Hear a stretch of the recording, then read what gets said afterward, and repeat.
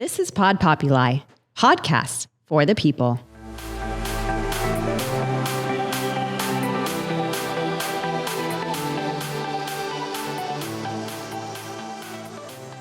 Good morning, Ashish. Thank you, and welcome to the Born or Made podcast. Good morning, Larry. Good to be here. Yeah, good to see you, man. You look great. I always kind of start off simple. So where am I actually talking to you today at? What part of the world are you in? The United States or? Yes, I'm sitting in my beautiful home in Charlotte, North Carolina. Charlotte. And Charlotte. And I'll tell you, Larry, the day started with a 55 or 60 degree Fahrenheit temperature, and it's supposed to be 96 later in the day here. So all over the place. Wow, that's a big difference. So we've been I live in Virginia, just south of Fredericksburg. We've been kind of getting 50s, now kind of 60s, and then it'll be 70. I'm in Florida. I walk out on the deck this morning and it's 82 with 200% humidity. So it was, I'll take yours. The living in Charlotte, you get a lot of the four seasons like we do. And man, those mornings just make you like, this is why I live here. Yes, I love it here. Yeah, it's amazing. Yeah. So how long have you been in Charlotte area? So I came here after business school in 2012. And so we've been here for a good, 1 decade. Okay. So tell me, I love I just want to hear about your life story. So where were you born, and kind of give me through your kind of childhood, high school, then you went off to college. Kind of give me that quick rundown. Sure. I always love to talk about it because there's so much variety in my story, right? So I grew up in India, in a small, very small city, right? And now smaller cities in India are, if you look at the population they have, you would not call it a small city here in the U.S., right? So my small city had 5,000 people. Right? Okay. So I grew up there. My parents were in the field of education. Both were teachers. And studied in a boarding school, and just had a blast, kind of like learning about things. It was a different era altogether, right? No internet. This was in the late 1990s. After my early education, I moved to a larger city that has several million people in India. Okay. And went to undergrad there, studied engineering. After that, I had a dream in my eyes, right? And that dream was I wanted to go and pursue higher education in a university that was really good in industrial engineering, right? So that's kind of like, that's what brought me to the US. In 2002, I landed in this great country, I would say greatest country in the world, right? And I'll tell you why I feel like that here in the remaining part of our podcast, but landed in San Francisco, and it was an altogether different world, right? And my first sort of foray into the formal professional world in the U.S. was, you won't believe this, in Fayetteville, Arkansas.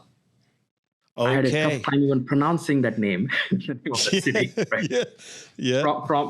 From a small town, a small city in India to Fayetteville, Arkansas, and I found a great place to study, University of Arkansas, and they had a phenomenal industrial engineering program, and they gave me like a full ride, which is what made it possible for me to study here, because all I had was $500 when I came here, Wow. with the pursuit of the much talked about American dream, right? That's when I started my journey. This was in 2002 when I came to the States.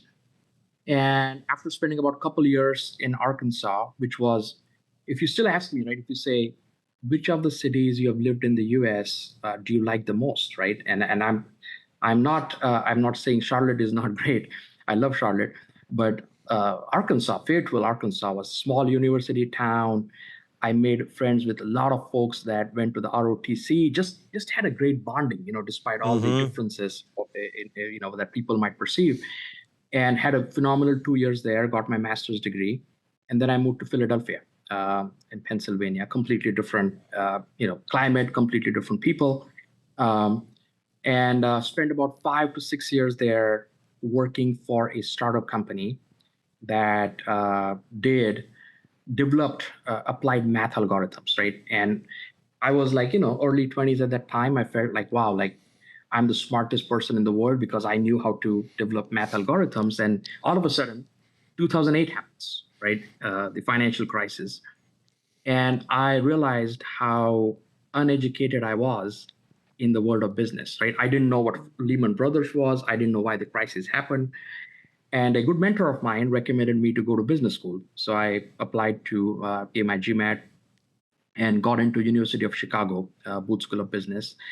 And that experience, Larry, was transformational for me because it expanded my horizons in terms of how much I can dream, how much I can aspire. And that after MBA, I wanted to spread my wings and stretch my boundaries and get into a profession that I absolutely didn't have any idea what I was getting into, to be candid with you. But I got into investment banking with Wells Oh, Fargo. really? So That's you what, went investment yeah, banking from engineering.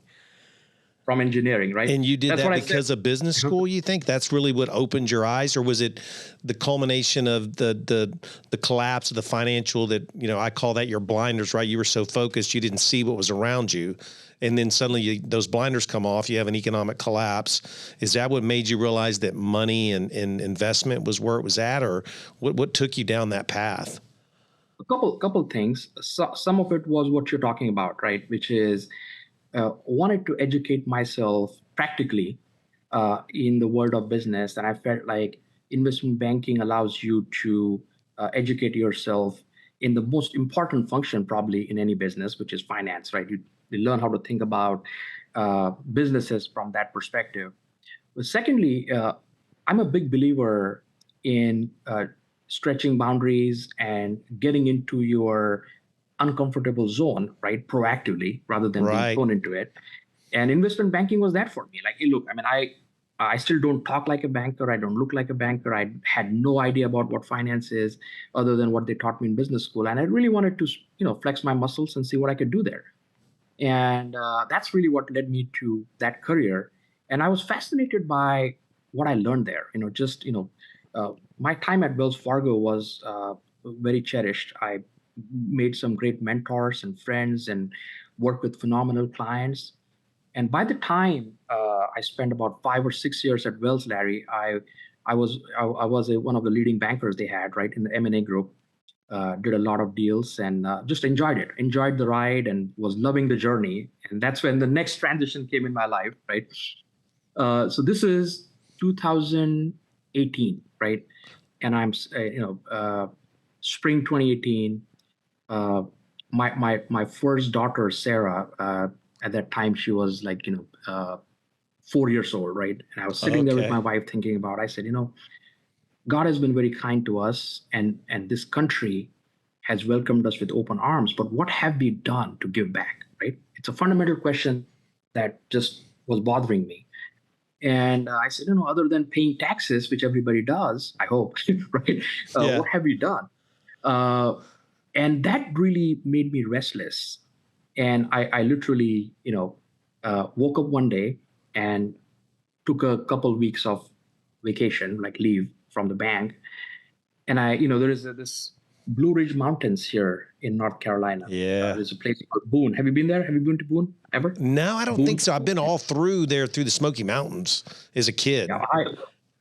I went there and just spent a couple days there, and all I had was this. I'll show you this since we are on a video Yeah, podcast. I that's always great. put this. I put this to joke. This is the book I carry with me. I always take it with me, right? Okay. Wherever I go. So I took this book and a bottle of wine, and I said, let me just look deeper inside me to figure out what do I want to do with my life? What's my purpose, right? What is the bigger reason why God has sent me this planet Earth? And I came back with two conclusions, right? I said, one is that feeling of gratefulness I was nurturing in my heart, I have to bring it to action. Otherwise, do not want to have regrets that I didn't do that, right? Secondly, I had this epiphany, you could call it that, that without becoming an entrepreneur, you're not going to be able to really impact other people's lives, right? if you work for someone, even if you work for a large company as Yep. a CEO, Mm-hmm. you are sort of working on a very tight mandate that mainly the shareholders have given you. But as an entrepreneur, you have the flexibility to really bring in empathy and dignity and care for other people in your approach. And I wanted that flexibility. So I came back with those two conclusions. And I told my wife, I said, look, I'm planning to become an entrepreneur. And she said, well, what does that mean? Right. Yeah. And I said, I have no idea. uh, but And she's saying one, that one thing that, she's actually saying that very uncomfortably, like, what does that mean, right? yeah, what does it mean now? Yeah. Right. Because Yeah. so many transitions, right? So I said, I want to, just get into something that will allow me to create jobs and impact other people's lives. I don't know much. I have to do some research, but one thing I knew for sure is that this is not a part-time job. Entrepreneurship is not a part-time job, as you very well know, Larry. Yes. So I quit my job without really knowing exactly what I'm going to do, right? At a stage of my career when they were going to promote me and things like that. And I just wanted to just pursue my passion, my purpose. And that's where the entrepreneurial journey really began for me in 2018. And we'll talk more about it. But that's sort of how I came to the US and my journey so far. And then we'll dig into the meat of entrepreneurship for the rest of the show, rest of the So, podcast. yeah. So, I guess I'm obviously intrigued. So one thing you said something about empathy. Explain a little more to me about your thought processes on that word and how that applies to your day or your entrepreneurship. Yeah, absolutely. In the past, when people build businesses, Mm-hmm. they thought about financial success. They thought about making sure the goals of the shareholders are obtained. And that was the ecosystem that was considered to be the embodiment of capitalism, right? Mm-hmm. That's right. And over time, and there's nothing wrong with that. I love building profitable businesses and very successful businesses. I've done done so myself. But over in that process, if people forget that it's real people, human beings, that make this success possible, right? Right. And especially as they grow and as they get into the corporate mindset, the the thought process that people make businesses is lost somewhere along the way, right? And if you ask me, how do you distill it down to day? For example, the first business I launched is a company called Nearu, right? And we'll talk about Nearu here in a minute. But my people that work for Nearu, they get into their trucks every morning and they go into our valuable customers' homes and they crawl under the attic, they climb on the ladders in 95 plus degree temperatures to make sure that our customers are comfortable because we install, repair, maintain HVAC units for our customers. All right. So when I look at the numbers and I look at my summer months, I said, wow, what a amazing revenue these people generated for us, what incredible profits they made for us. But if I do not experience what my people experience in that scorching heat, then I don't deserve to be the founder, CEO, whatever my title is of that company. So I, right along with my technicians, I go to literally experience what they experience. And at Nearu, we started this thing called Recharge Day, right? Coming out of that feeling. Okay. I said, after Labor Day, all my team members, I hate to call people employees, all my team members, I call them team members, all my team members get a couple of days off with their families. They can go to the beach, they can relax and recharge on the company's dime, right? I think that's an example of bringing empathy back to a highly successful, doing good while doing well. That's my definition of being empathetic. So doing good by doing better. While doing well. While doing well. Okay. While doing well, right? That's great. Yeah. Yeah, I love that. That's so, I started really realizing empathy was just an amazing thing. And what you said was like getting on people's level and being able to do that. is somewhat of a lost art, because I think, like, especially on the investment side, right? Banking, they when you're setting at a level, you just look at numbers, right? So you lose touch of the guy and the gal that's driving to work every day, working for you. And I think that's great for people to hear on this podcast, that there are still, most people, I think, are like you and me. They truly do care about who they work with. And that's a great thing to, talk about, because I do believe that, and you're obviously very passionate about that and sincere, and I really appreciate that. No, I appreciate the kind words, and I think Larry, that's the only way, in my view, to build sustainable businesses, right? Um, and when you talk about big stuff, obviously most people think that it's big talk and it's never going to come to life.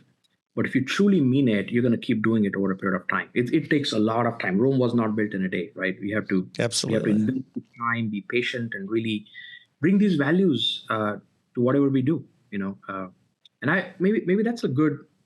If I may, I want to talk to you about what led me to choosing sort of this sector, right? Skill trades as an entrepreneurial platform Right. choice. Please. So I was, and I discussed this with our common friend Joe, and he and I would speak for hours on this topic because we just think so similarly, right? I was just like a typical financial mind. I was doing my research and thinking, okay, should I get into healthcare? Should I get into food services? Should I get into this and that? And I stumbled upon skill trades as a potential opportunity, right? And the typical sort of like financially minded person, which I was at that time, would look at this opportunity and say, okay, how big is the industry? How fragmented is it? Could you buy companies and professionalize them? And how can you organically grow their profits and stuff like that? But what appealed to me about skill trades was I because I look, I mean, I'm an immigrant that came to this country and have been given every opportunity one could ask for, right? I'm grateful for that. And as I look at our country now, I'm a proud US citizen. If you look at our country now, we have a crisis, not in the areas that one would expect us to have a crisis. We have a crisis in the skill trades domain across the board, right? Right. There is a shortage of drivers. There is a shortage of nurses and technicians that work in the healthcare space. There is in the HVAC plumbing industry, there is a shortage of technicians there. And I felt like, if I reflected back on my trip to the Blue Ridge Mountains, I said, okay, what I came back with is this genuine feeling that I would like to create jobs and impact people's lives. And this is an industry that is starving for someone. Whether I'm able to do it successfully or not, time will tell. But for someone to come in and really, really think about these men and women that work in the trades, and what can we do to give them training? How can we bring more technology to their toolkit? What can we do to create a long-term home where they would look at it as a career, not just an hourly job, right? And that really appealed to my heart. The numbers appealed to my brain, but that fact appealed to my heart. It's like, okay, this is so consistent with the purpose I've set out to do here. And that's how I jumped into it. And I said, and I, by the way, never been an entrepreneur before. So I didn't know seriously where to start.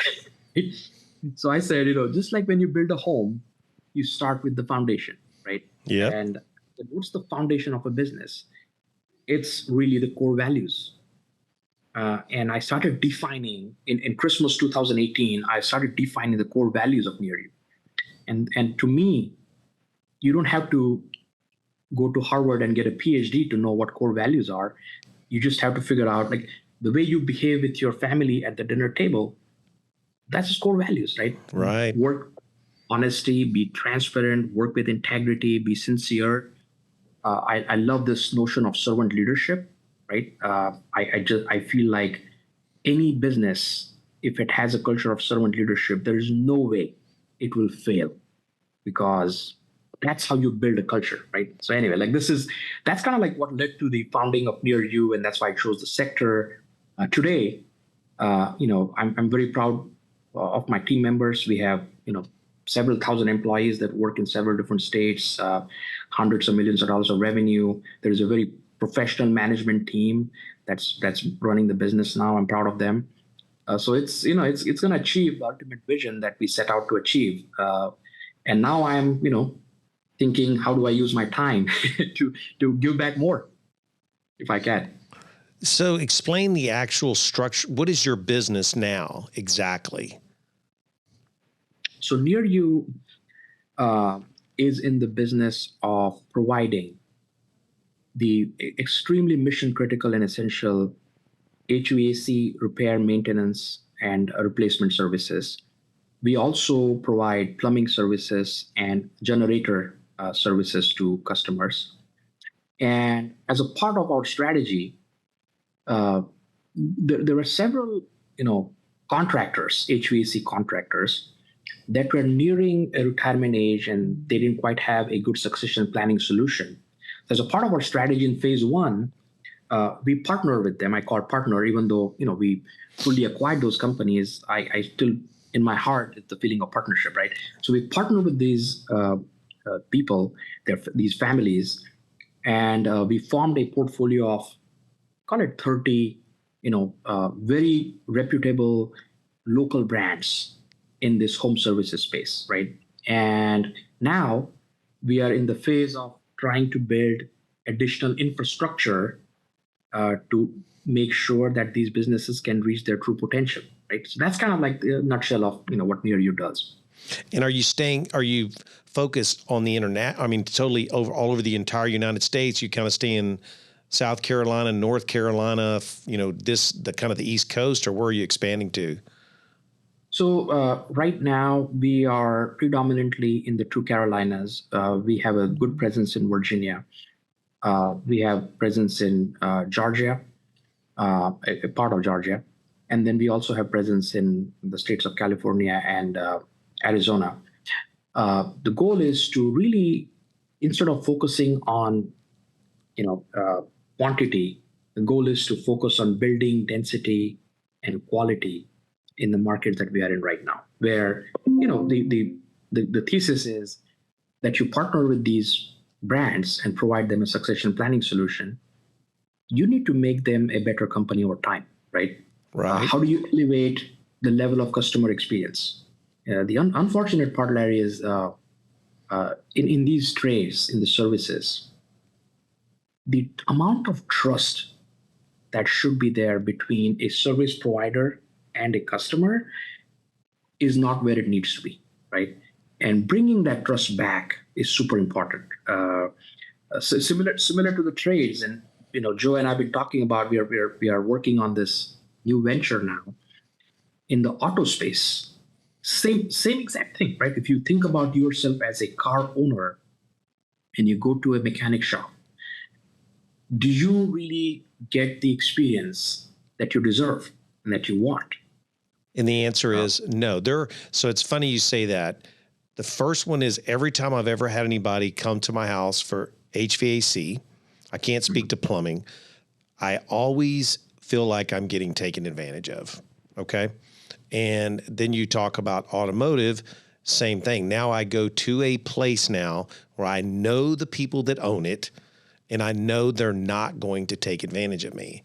And that's funny you bring that up because that is HVAC. Every time I've done this, that's what I felt like. And how are you achieving that? Because I'm not alone, right? It's kind of like it's almost like insurance, right? You're always like, well, we got to give them our money. And then you make a claim. And the first thing it is like, well, we don't cover the tree that fell. Well, it's, because the wind was blowing out of the Northeast and they had that clause, right? So how do you get around that? I think, first of all, it's not a problem that we can solve overnight, right? Right. Let me admit that. Right. And it didn't happen overnight, so it's going to take time. Yeah, we're still in the midst of solving it for sure, right? I would even say early innings of solving it. But if you double click into why there is a lack of trust, right? And important to understand the customer's mindset, also important to understand the mindset of the service provider. The customer, if you want to build more trust with the customer, you need to start with transparency, right? Mm-hmm. Transparency can come through being data driven, right? If we For example, if someone's HVAC unit is not working, and the definition of not working is a broad spectrum of things, right? That could be wrong. It's either not heating or cooling or has some noise or whatever, right?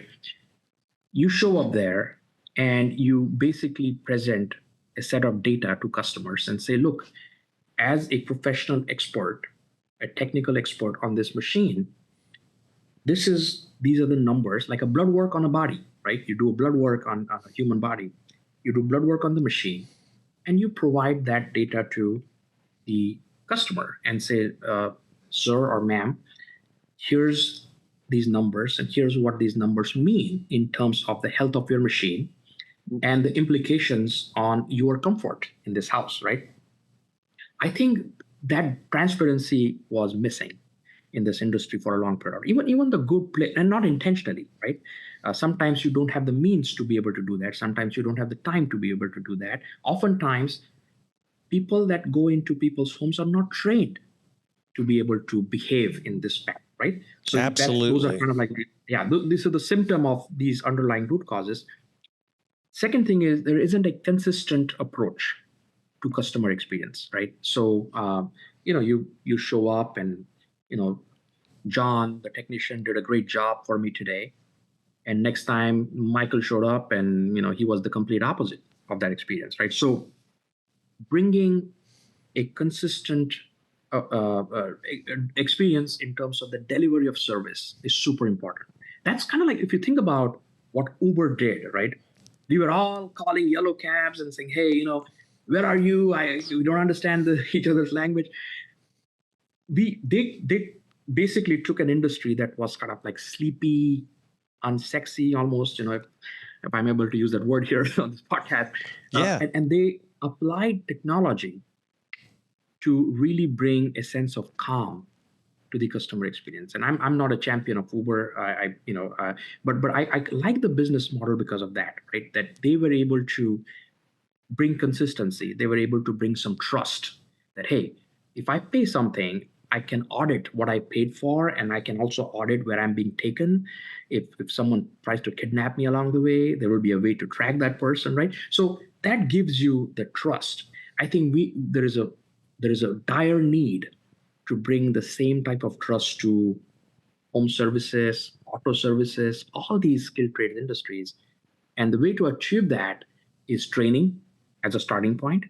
You invest in your people and really, really make sure they understand your core values and they behave as per your core values. And then you train them so they have all the tools required to be able to win the trust of the customer. And then training also ensures consistency, right? It's not just John, it's like Michael, and he might be a different person, but by training John and Michael the same way, you're creating an opportunity to be consistent in your experiences, right? So those are all the initiatives that both at the first company, but also in the Auto Champions. We're calling it Auto Champions, Larry. Do you like the name Auto Champions? I do. Absolutely. That's excellent.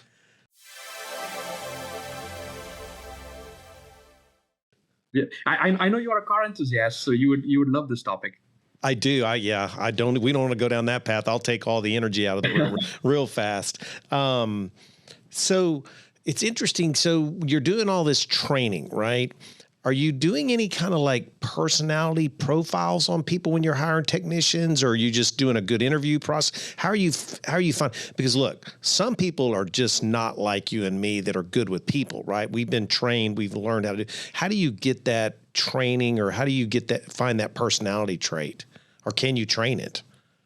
Do you think? No, it's a phenomenal question, and I even like I said, I listened to your podcast with Joe, and you guys talked about some of that, right? Right.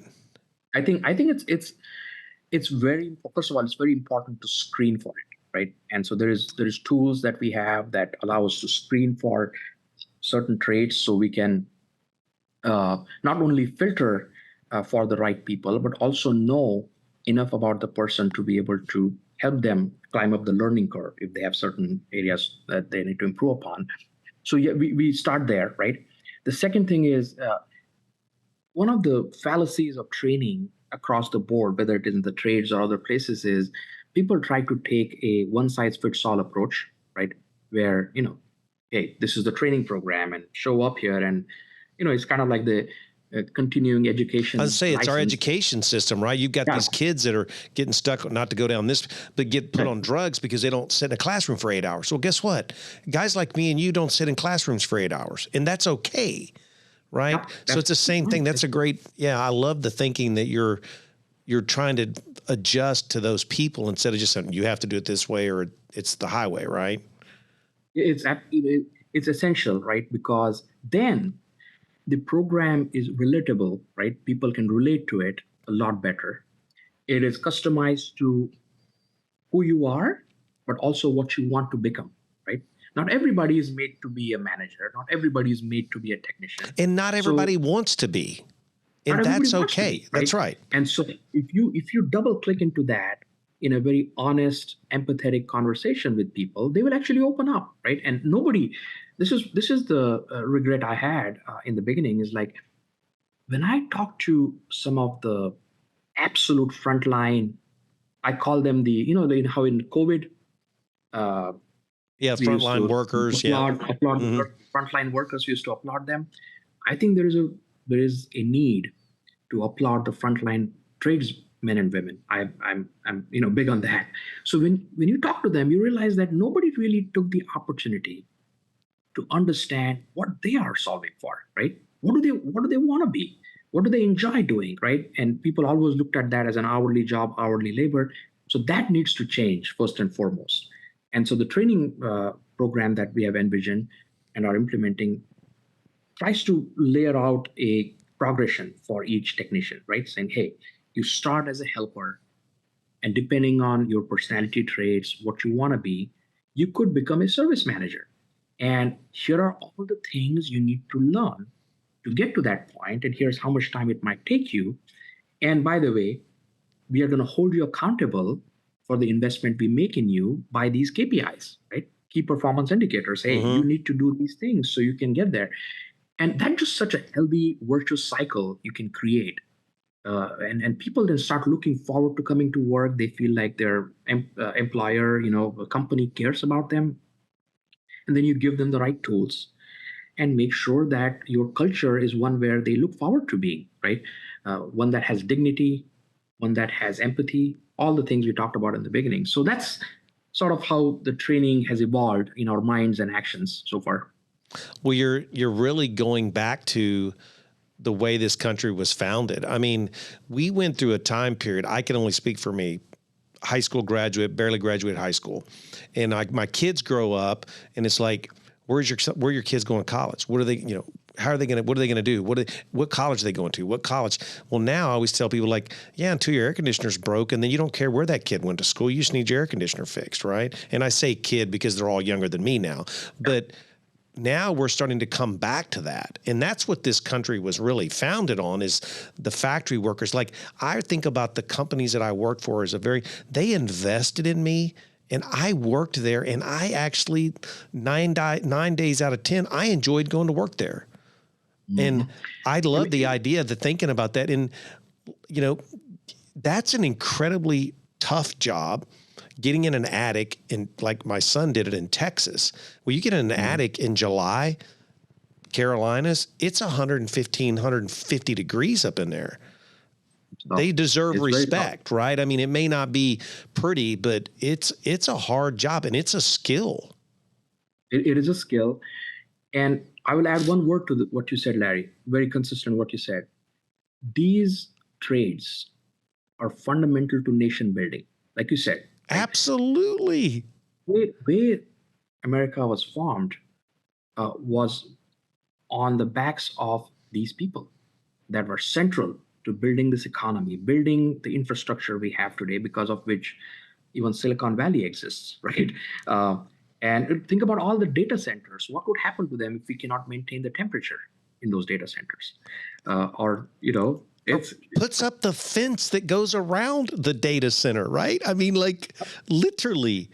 I mean, I'll tell you, I'm on the board of this company, and also a big investor in a company called First Call Mechanical, right? It's a commercial, similar to Nearu is residential. Yeah. First Call Mechanical is commercial, right? So we cater to like schools and hospitals and those kind of places. And it's such a mission critical, like in hospital, in an operating theater, you need to have this thing, right? And so but in comparison to the criticality of the work that the people do, where is the dignity in the society? And there's a need to bring that back in the trades, in my view. Absolutely. I mean, if you're laying on an operating table, that's like building. You might as well be building the space shuttle, because you need that structure to work accordingly, or you're going to die. Yeah, But yet we don't absolutely. put that into, because we've taken for granted that it's just like, I tell people all the time, the reason why we're soft now is because we walk in a room, we hit the light switch, we adjust the thermostat, we go in and turn on the water. All that stuff happens, but it doesn't happen without people that are in the trenches and building this stuff and making sure it works. Go pull electric wire in South Carolina in August on a construction site. It's hard. And It's guess gonna what? That it switch has to don't work affect without us. that guy or gal. Absolutely. And one other thing, Larry, is because I've been so close to these people, right? When I visited the absolute front line, right? I mean, we had a branch in Fayetteville, North Carolina. We still have a branch there. Um, Bass Heating and Air. When I visited Bass once and I met with some technicians, right? And so I went with one of them. There was a job at a church, and he took me with him. And the amount of attention to detail this person was paying for that customer, right? In terms of designing the unit, making sure the customer is comfortable, making sure that the project plan is in sync with what the church had going on that day. It was astounding. The sense of urgency in his heart about the customer experience was just mind blowing to me, right? So we need more people like that. We need to create this training behemoth that will crank out these Navy SEAL type, skilled trades people, and bring more women in the trades. By the way, because women can do this work, and we are missing out on 50% of the workforce because there is a preconceived notion that women cannot do this work. That's not true. Yeah, you see that a lot. I mean, some of the best people in our truss plant, we build trusses, are women. They're detailed. They show up every day. They do their jobs. It just, yeah. And it's mainly the detail that we find, and their attitudes are just better as a rule. They just don't get into the ego, which works really good in a team environment.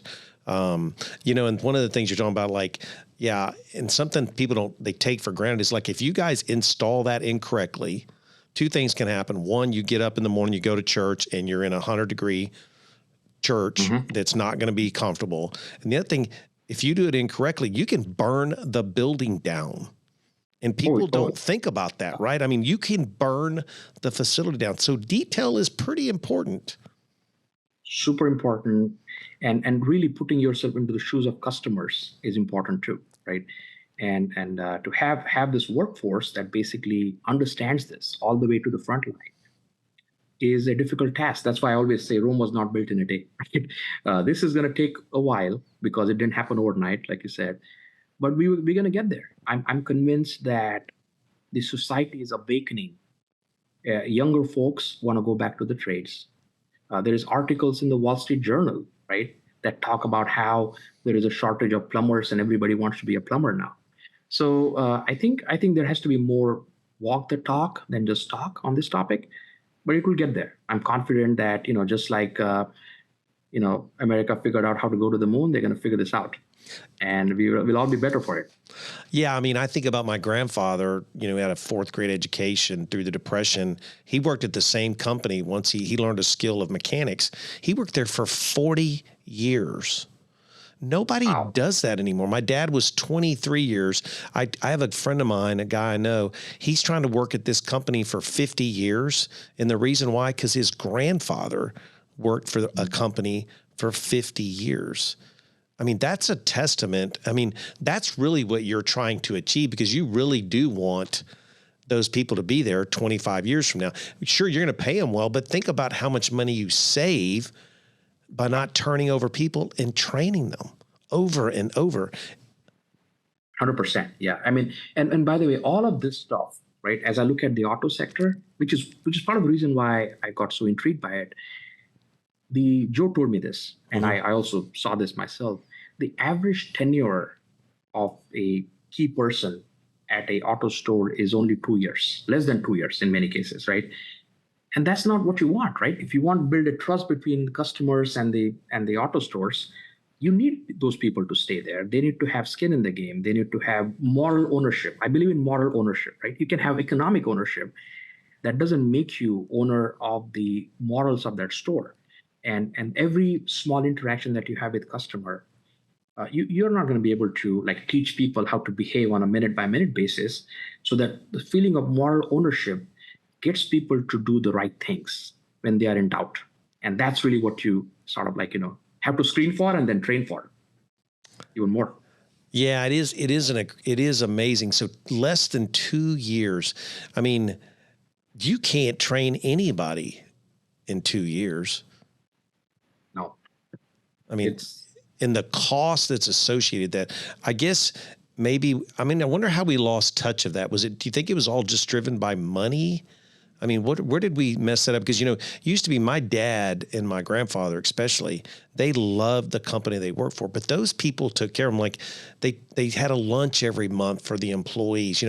Everybody wore the company logos. I mean, they just drove this family. And I wonder where we lost sight of that. I mean, it's interesting. I think, there's no one thing, but if I were to point to one thing, right, there's a list of things. The more cultures become corporate, right? If you start becoming a corporate culture, and in the early indicators of this happen in the boardroom of companies, right? In the boardroom, when people start talking only about numbers are super important, and they are the reason why we can keep our lights on. But if it's only about numbers and not about the workforce, the people that create those numbers, that's when somewhere along the way it kind of bleeds into actions that lead to the detriment of the culture at the absolute ground level. And that's how you start, then only think about numbers, and you get onto the quarterly treadmill that public companies get on.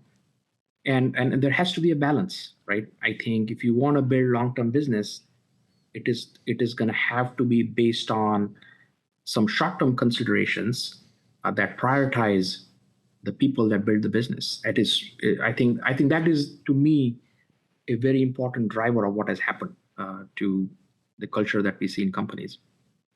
Yeah, that's interesting. So back when you were, going back for when you were in India and stuff like that, were your parents, did they stay educators their entire lives?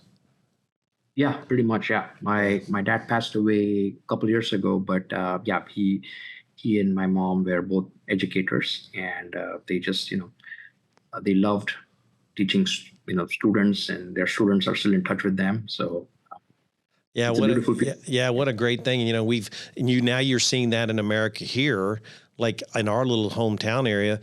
Used to be about 1% shortage of teachers. Now they're like 4.9% shortage of teachers. We've kind of taken that away from them again now. And it's, like what you're doing, I hope we can take it back to education in the system and creating an importance, but letting them feel like they have a value, right? I mean, and that's really what we're talking about. Every person in this cog that we're trying to create, this wheel, has a value, and putting it back to that emphasis, because I always tell my guys, right, well, you can sell all the trusses you want, but if you don't have a guy out there or gal out there building them, you can sell all you want. They're not getting built. You can do this, but if you don't have a good designer, all these people are just as important.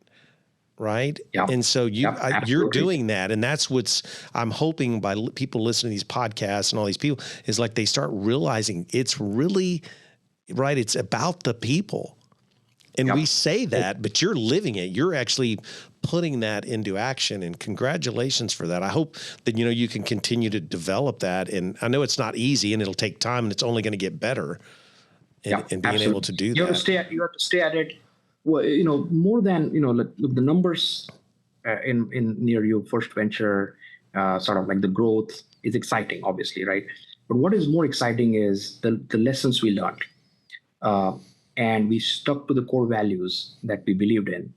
And how do I now take that and institutionalize it for repeatable long-term success on a similar ground? And that's kind of like, what the purpose of my life going forward is. I learned a lot of lessons, got a lot of confidence now, right? And the feeling of gratefulness is a constant. The core values are a constant. And if I hope that sort of God gives me the strength to keep working on this mission. It's almost a mission for me throughout the life to create these jobs, impact people's lives in different industries, right? Auto is one area of focus, but there's other industries. Like you mentioned, teachers. I mean, education. The early education status of early education in our country it needs some attention. I'll tell you that because you mentioned shortage of teachers. There is a need to update the curriculum to today's reality, right? Not what was relevant 20 years ago, and how to provide that flexibility to give the power back in the hands of teachers, and not those are all views that people might consider of a certain orientation politically, but I think that's the truth. That is the truth we are dealing with. Do you have any hope? Like my dream is my grandkids now go all to the same school my kids went to, a small little Christian school, is start developing like shop again, like teach a person how to be a mechanic, HVAC, electrical. I mean, you know what one of the biggest shortages in the country are masons, like going out to stack block. It's hard. We don't teach that to anybody unless they're coming from a foreign country. Americans don't know how to do that. It's hard work, but it is a incredible skill. I mean, go to New York City and look at these buildings, and even though they're steel on the outside, they're concrete and block and brick. Well, how does that stuff stay there for 50 years? Right? I mean, it's real. It is real. It's a skill, like you said, it's a skill that we absolutely need to focus on, and really, it's all about first principles, right? We're talking first principles now. Like, hey, you need to know how to do these things so you can do other things in the future, and to not give dignity to this work and to ignore these skills are just going to put us in a state of crisis. We already have that with drivers. There's not enough drivers for like transportation vehicles. Trucking companies are facing with that. We got the skilled trades shortage, and I think more people need to work on that. Well, I hope with your venture and what you're doing, and then you and Joe and stuff, I hope you can continue to drive that home. That would be fantastic, not only for you and him, but for this country. That's an honest goal we have, and we will keep working on it. Well, great. Well, our time has run out again. It always goes so fast. So I always like to end with this, just this same question is like, through your life and all the stuff we've talked about today, do you think you were born or do you think you were made? It's a great question, Barry. I will say, a human being is born with instincts, right? Certain instincts. And as time goes on, you face situations, people come into your life and they leave your life, and those instincts are then what I consider sharpened into actionable toolkit that you can then deploy from time to time, right? So as I look at my journey, there is some strategic instincts I had. How do I react to a certain event, and how do I deal with people? And all of those things are instinctive for me, right? I think with my heart when it comes to people, when it comes to these circumstances. And as I got educated formally and practically, and met different people in my life, mentors, some of those instincts have been translated into tactical tools I have, right? Such as, hey, how do I think about business building? That's a tactical tool I have. Which allows me to make progress on a day-to-day basis. And then as I'm building a business and growing a business and running a business, how do I think about a team member that is not quite working to their full potential?